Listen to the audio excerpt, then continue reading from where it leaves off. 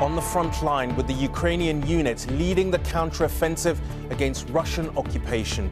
Speaking for the first time to Western journalists, ITV News is granted access to the troops who tell Emma their mission is driven by rage to avenge fallen colleagues. No one here has any doubt how dangerous their mission is. They have two hopes: to succeed and survive. Also in News at 10 tonight. Days after quitting as an MP rather than face Parliament over his Partygate lies, Boris Johnson is now accused of breaking the ministerial code over a lucrative new job. Amidst the migrant boat tragedy in Greece, the British man searching for his brother but fearing the worst. After the cameras left along with the Western evacuees, a report on Sudan's continuing agony that the world does not see. What a player he is, and what a time to do it. Day one of the Ashes against the old enemy sees Britain declare after Root Century at Edgbaston. And from the silver screen to concert stage, Damian Lewis goes back to his first love, music, with songs inspired by his other love, his late wife, Helen McCrory. It feels authentic and real and maybe even necessary now.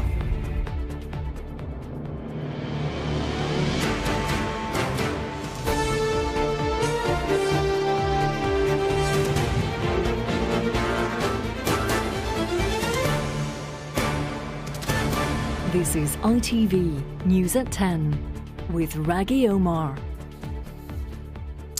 Good evening. Vladimir Putin claimed today that Ukraine's losses have been 10 times higher than Russia and that Kyiv's units were being pushed back from the front lines. But very few neutral observers of the conflict would agree with that assessment. The inevitable fog of war prevents a truly clear and honest picture of exactly how well Ukraine's counteroffensive is going, although it does appear to have had at least some success, liberating a number of towns and villages in the south and also in the east.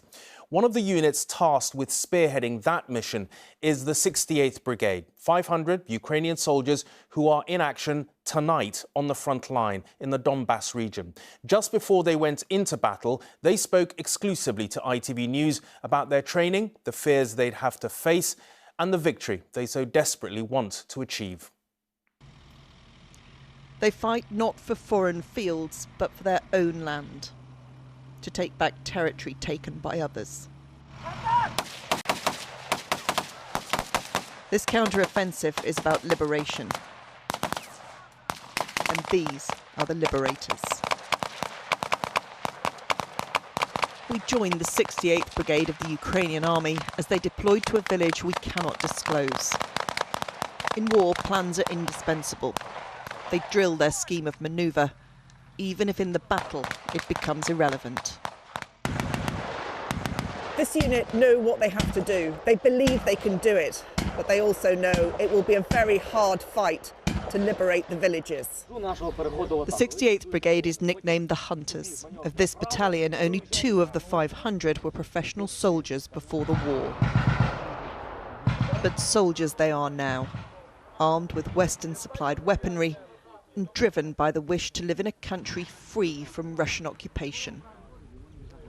War was not their life before, and they know that they may yet give their lives in this one. They will take that risk, but it is evident just how heavy a burden they bear. These were the troops who just days ago liberated the first village from Russian control. They lost men in that fight, but won't say how many. Of course we have losses, but they are not big compared to the number in the operation. Without losses there won't be a victory, and we need to go forward to liberate our land. If we had better weaponry, the losses would be less. Every stage of the advance is carefully coordinated. They know that Russian forces seek them from the skies, wishing to thwart their push forward.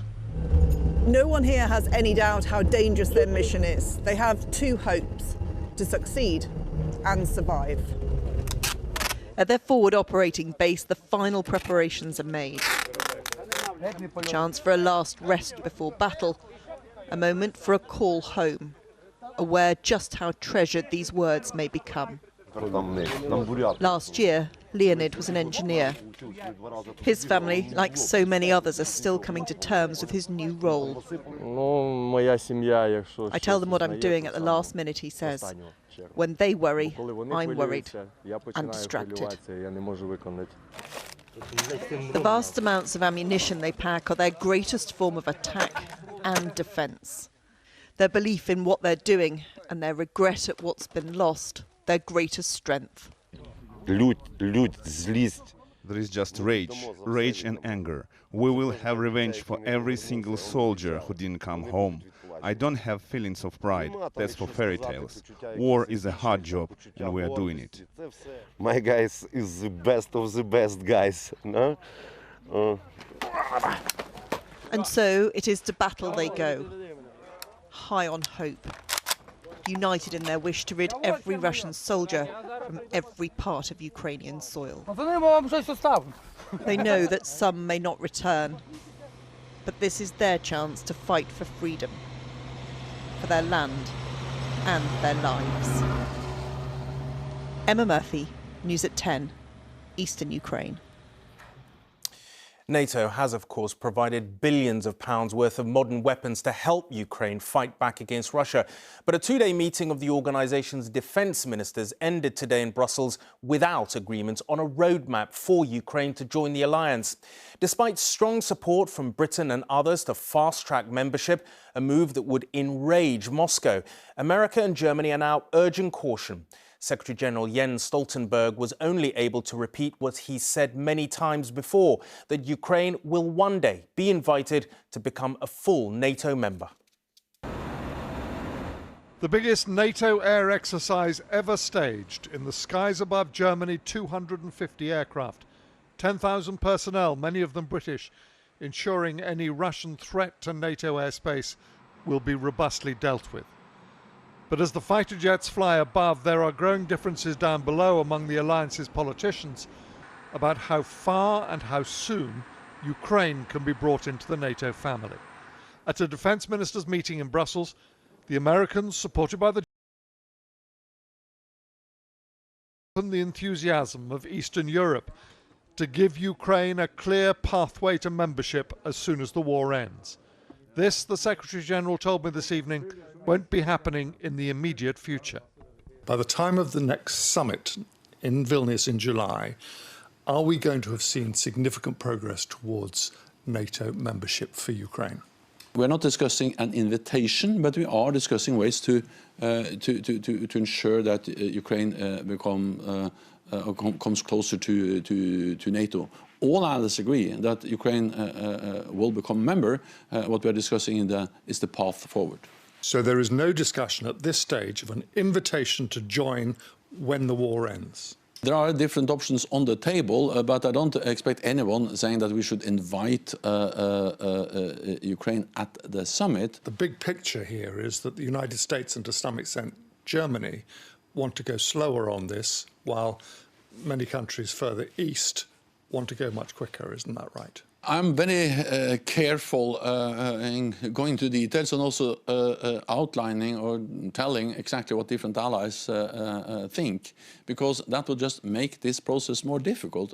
We agree that Ukraine will become a member. We agree that it is for Ukraine and the 31 allies to decide when Ukraine should become a member. Russia doesn't have any say. Russia doesn't have a veto over NATO enlargement. And then perhaps most importantly, all allies agrees in words, but not least in deeds, that the most important thing now is to provide military support to Ukraine. The diplomatic answers suggesting there have been real differences at the meeting today and elsewhere. Not for the first time in this war. Washington and Berlin, always the most cautious about escalation, are being dragged along by others to commit more strongly to a Ukrainian victory. James Mates, News at 10 at NATO headquarters.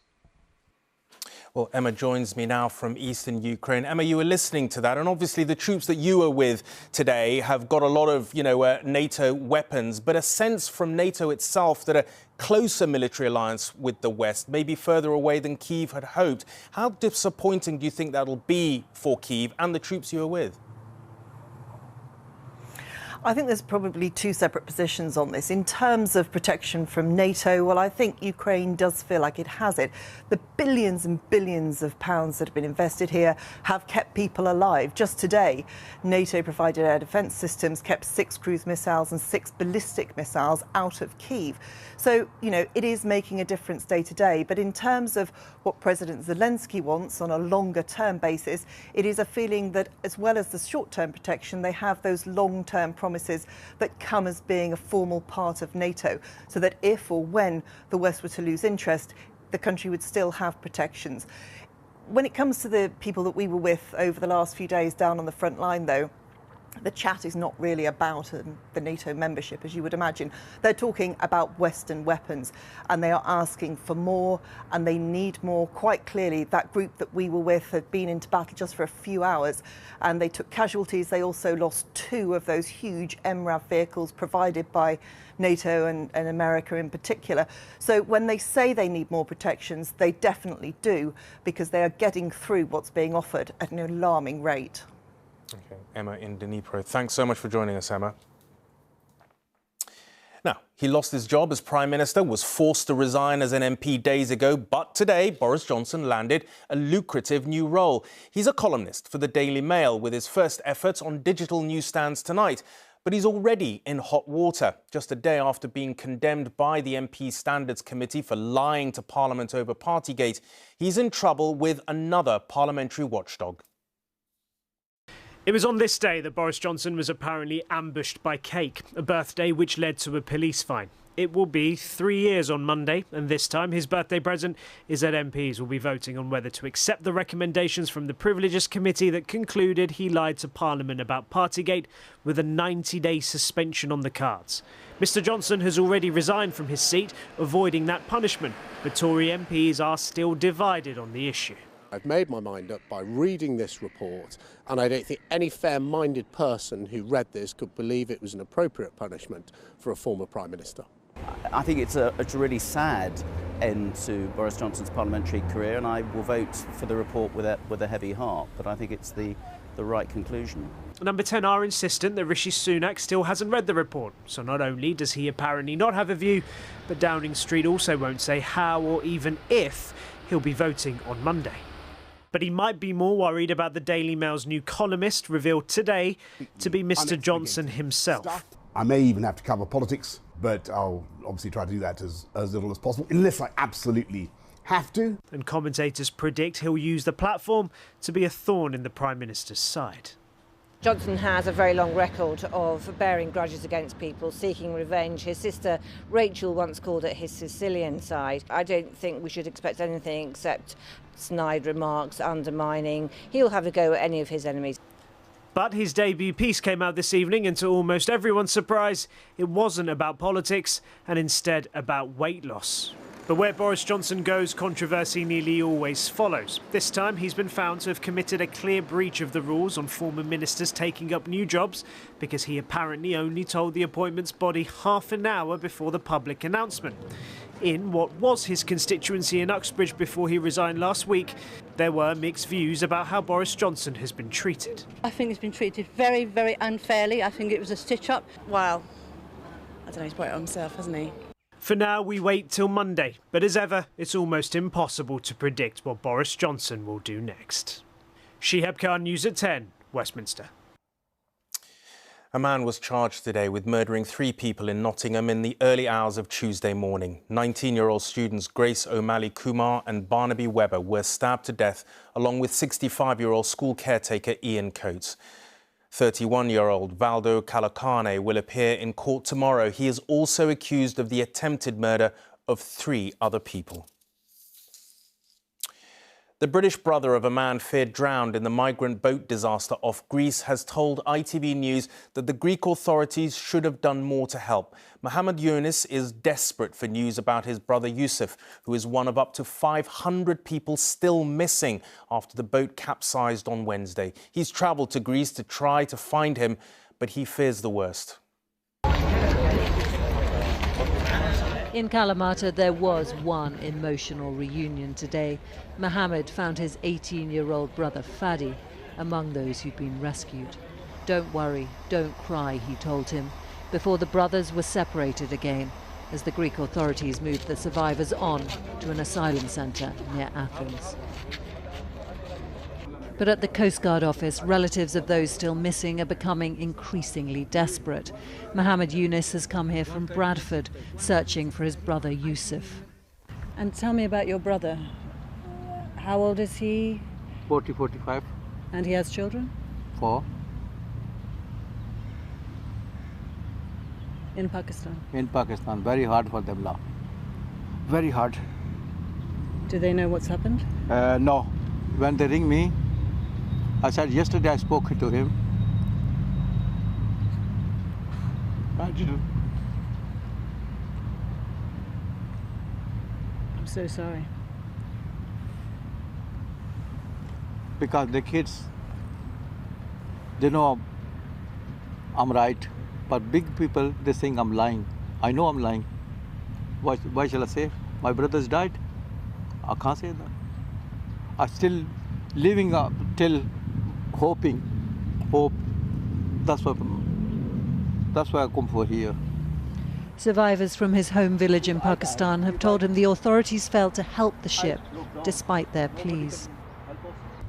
2 days in ship here, they didn't help. When they see the people dying, then they help for few people's carry. And then it was too late for most people. That's it. Mohammed is haunted by the idea that the Coast Guard boats are returning to shore, and there seems to be little further attempt to recover bodies. Now, no rescue, nothing else. Why? You tell me why. Why they didn't do it? I need my brother's body now. They give me my body. I take him to Pakistan. The Greek Coast Guard insists that the boat was in international waters and refusing offers of help. 9 of the Egyptian crew have been charged with negligent homicide and people trafficking. But relatives without even a body to mourn would like answers from the authorities too. Romilly Weeks, News at 10 in Kalamata. Still to come on News at 10. 100 by Joe Root raises hopes on day one of the Ashes, and what the children of Homeland actor Damian Lewis think of their dad's attempt to make it as a rock star. That and more coming up in just a few moments.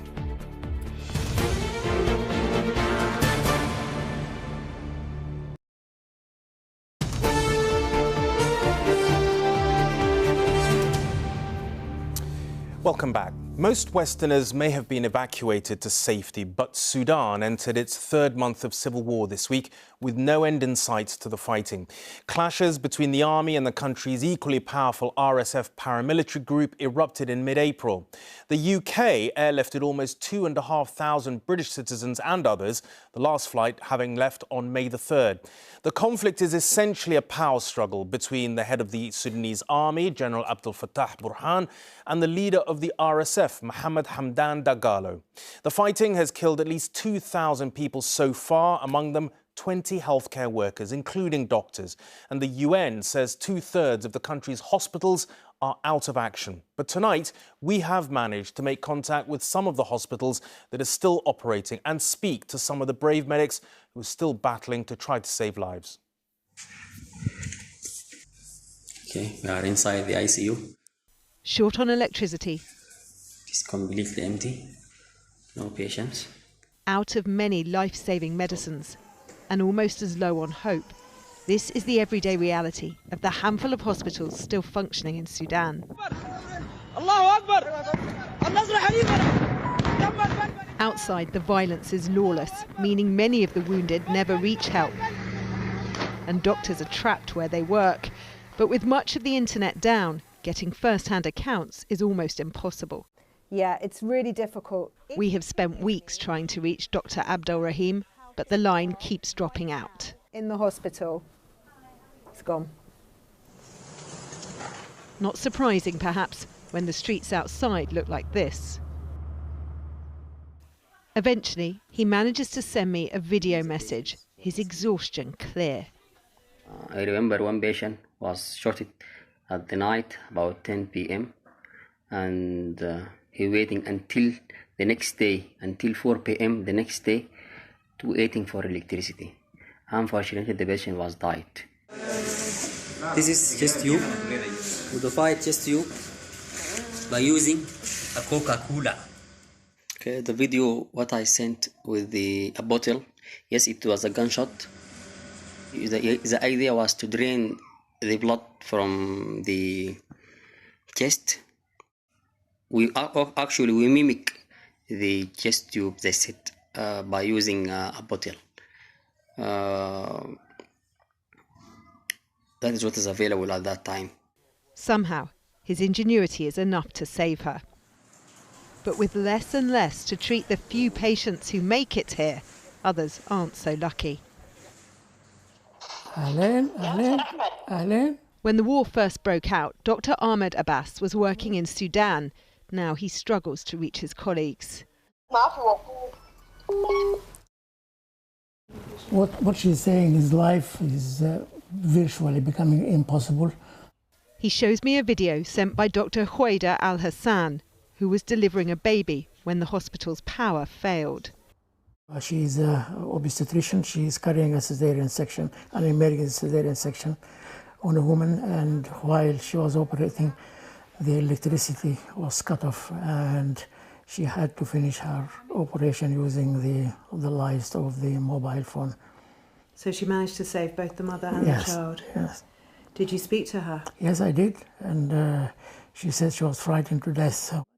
A moment's relief, but no respite, because Sudan's hospitals are no refuge from the violence. They're shelling the building next to the wards. God help us, he shouts. This conflict has cost Sudan 2/3 of its hospitals. Ayman Omar Fajala, one of the doctors killed at work. Not the first colleague healthcare worker Asma has lost. He thought that he might help at the hospital better than staying at home. So he went to the hospital, not knowing that he will die there. And yet they keep working as the casualties of this war continue to mount. At the beginning, we all were afraid, but it's our duty to face, to be at this situation. If everyone was afraid and stayed at home, whom will help those who in need?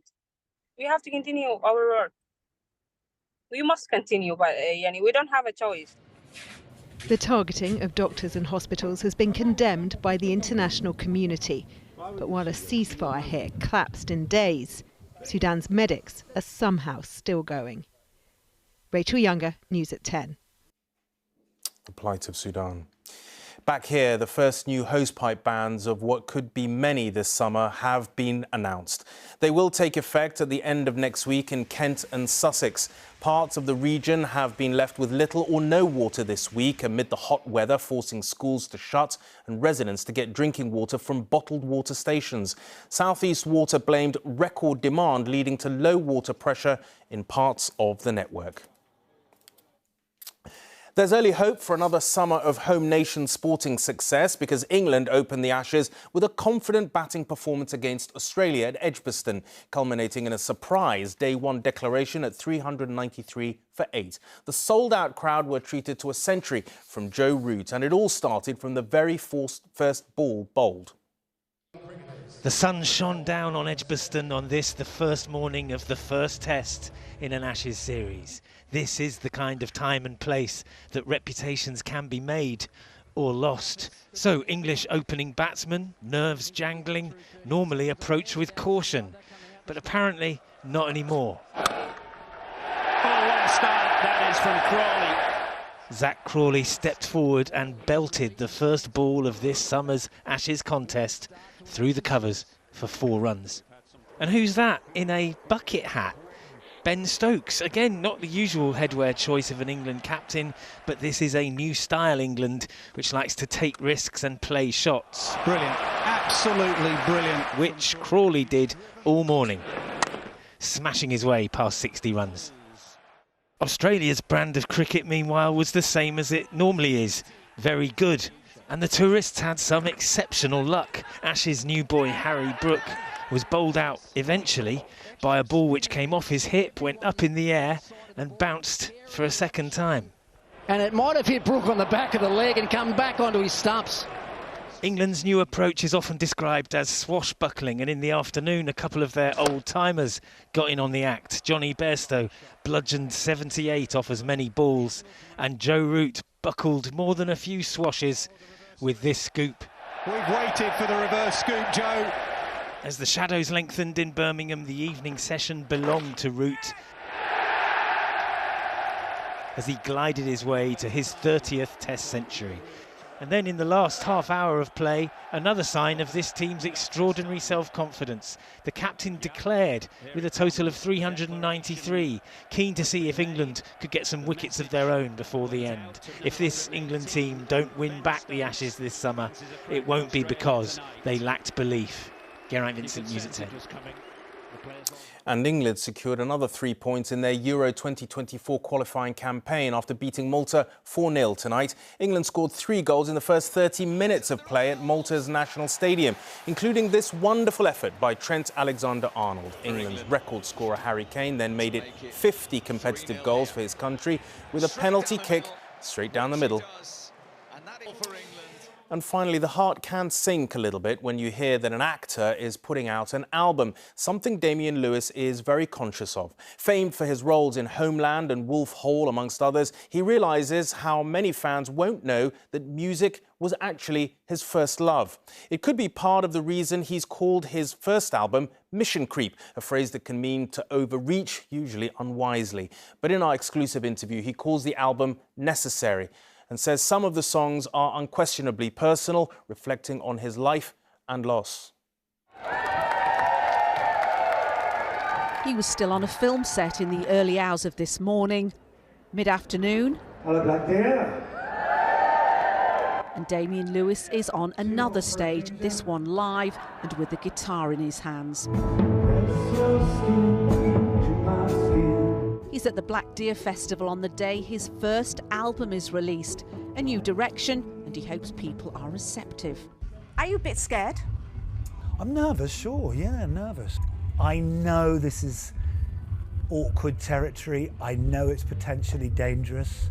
We're not very good at changing lanes in this country, and I understand that as well. But are you anticipating a bit of a inevitable backlash?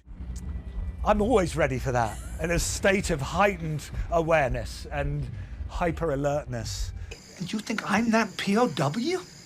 It is, of course, as an actor that he is best known, with award-winning roles on screen and stage. Last year he was seen in the TV drama A Spy Among Friends, his first since the loss of his wife, the actress Helen McCrory. She died in 2021 from cancer. She's the click of a heel and abandoned dress. Lewis began writing his songs months later. She drove me insane, but she's lodged in my brain, I confess. There will be people who know my history of the last couple of years. It's been a very particular time of my life and for my children, and some of that will be reflected in some of the songs on this album, no question. There are some personal songs on here. It feels authentic and real and maybe even necessary now. It's the only way I can put it. Necessary now, why? Just personally necessary. I'm just wondering what your kids make of you attempting in the world of music. My kids don't like it, full stop. They want Dad to be Dad, and they're much happier when Dad Cabs is available and running and taking them to school. It's very interesting when even your own children say, Dad, you're an actor, and now you're pretending to be a rock star or a musician. Where do you want me to sign it? Music set, film set. Dad intends to carry on with both. Nina Nana, News at 10 in Kent. And that's it for tonight. Thanks for watching and have a great weekend. From all of us, good night.